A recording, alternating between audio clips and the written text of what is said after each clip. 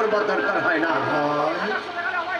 আদর্শ যেখানে ভাই সেখানে ন্যায় সমাজ ভাই আচ্ছা ভাই অন্যায় যতদিন তোমাদের কাঁধে ভার করেছিল অভয় দূরে সরে গিয়েছিল, অন্যায় সরেছিলে আবার অভয়ের আবির্ভাব হয়েছে।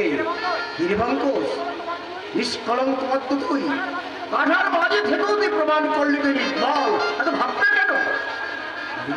তুই পলাশের বড় হয়ে কত ছোটর পরিচয় দিলাম তুই বলতে পারিস ভাই? ছোটবেলায় হলে কষ্টি পাথরে যাচাই হলে এবার সহজেই অগত্যটুকু বাদ দিতে পারবে।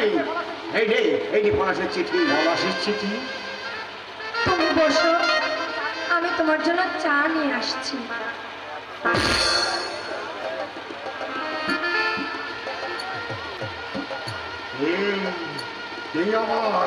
এই পলাশ কি লিখেছে জানিস? আমার বোন চৈতালির বিয়ে। আমাকে ওদিকে নিয়ে যেতে পাঠিয়েছে। আরে আজ রিকৃষ্ণে এক্ষুনি এগিয়ে যাও। কি মুখ নিয়ে আমি সেখানে যাবো বলতে পারি?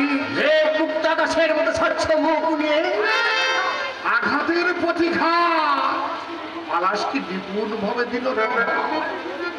আমি দিয়েছি ওকে বিষের বড়ি আর সে দিয়েছে আমাকে সুতার পাটি। ওরে জীবন নাটকের দৃশ্যে দৃশ্যে সংঘাত তো থাকবে। যাবো রে ভাই, আমি নিশ্চয়ই যাবো।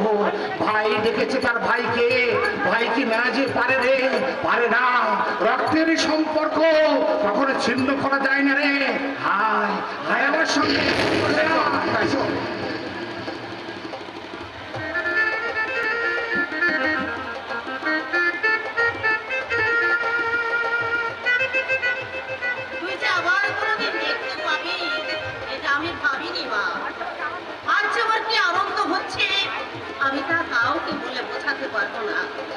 তুমি কত বুড়ি হয়ে গেছো মা।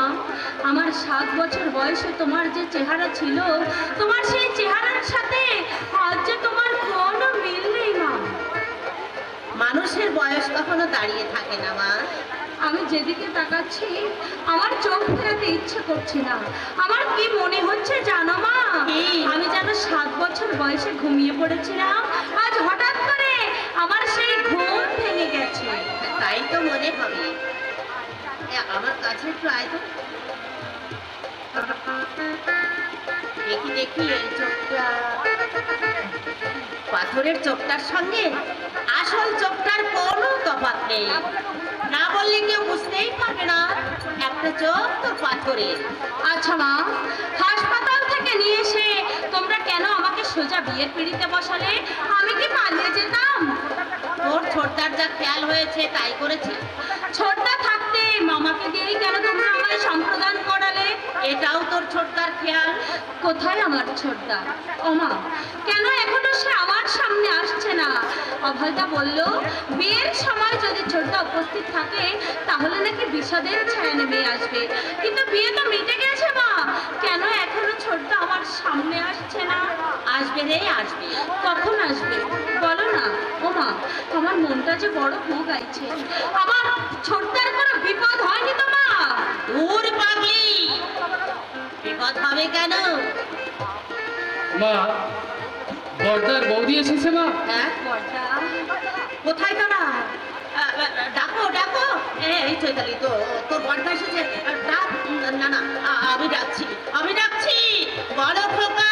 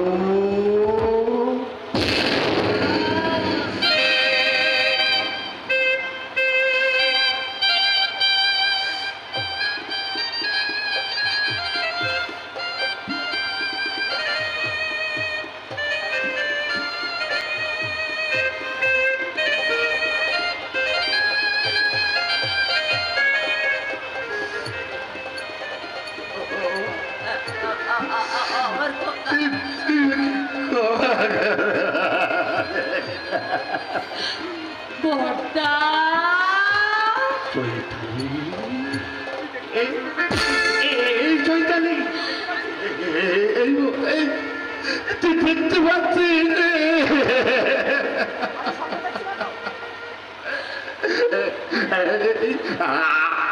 আমি স্বপ্ন দেখছি না তো, সোনা দিদি ভাই আমার স্বপ্ন আমার সার্থক করেছে রে। ঠিক এমনটাই তো আমি চেয়েছিলাম রে।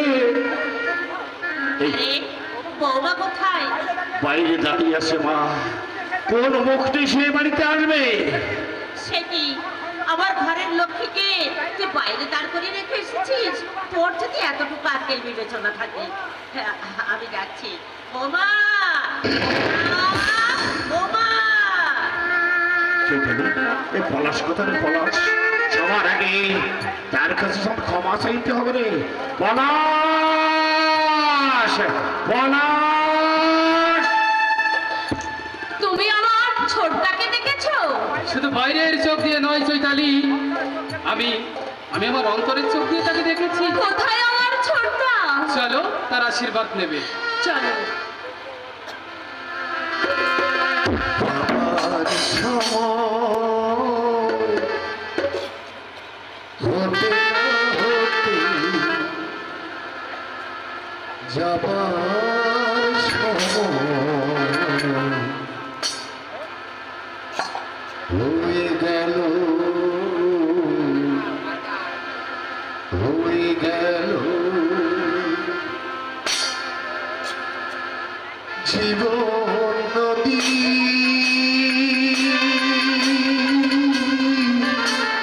জীবন নদী সারাটি জীবন ফুলের সাথে বয়ে গেল, বয়ে গেল, বয়ে গেল আমার সময় হতে না হতে যাওয়ার সময় হয়ে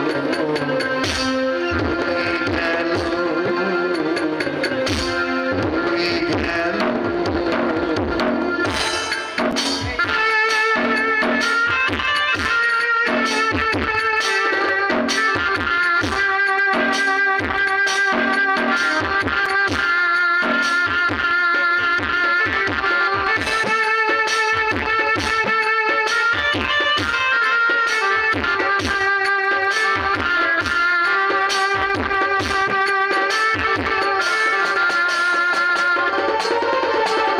কোথায় ছিলাম, কোথায় এলাম,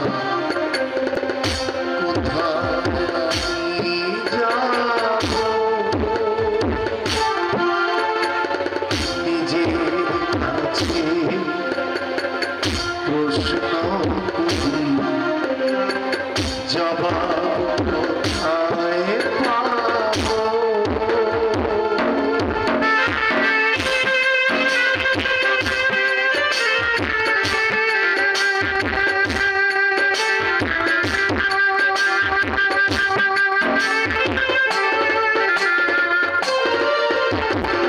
কোথায় ছিলাম, কোথায় এলাম, কোথায়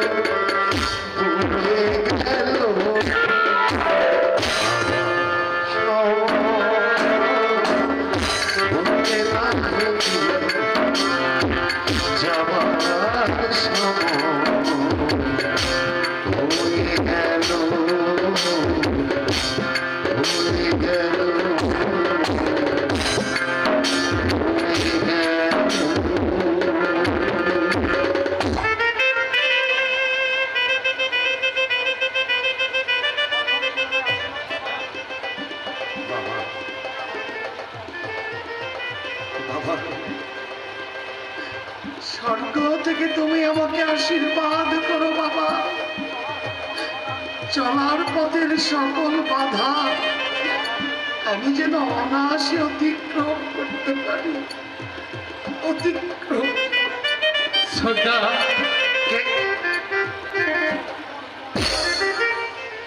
অনুপম, সত্যি তোমার উপমা মেলে না ভাই, তাই তুমি অনুপম। কিরে মুখ করে চুপ করে দাঁড়িয়ে আছিস যে? তুমি আমার ছোটদা। কেন রে, অবিশ্বাস হচ্ছে? হ্যাঁ,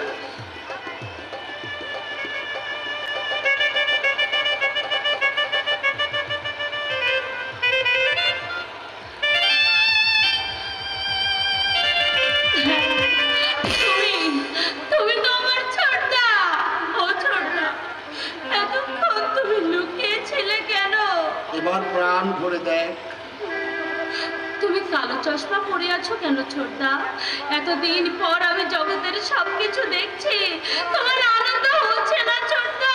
আমার আনন্দ হবে না ওরে? আমার চেয়ে বেশি আনন্দ আর কার হবে তুই বলতে পারিস?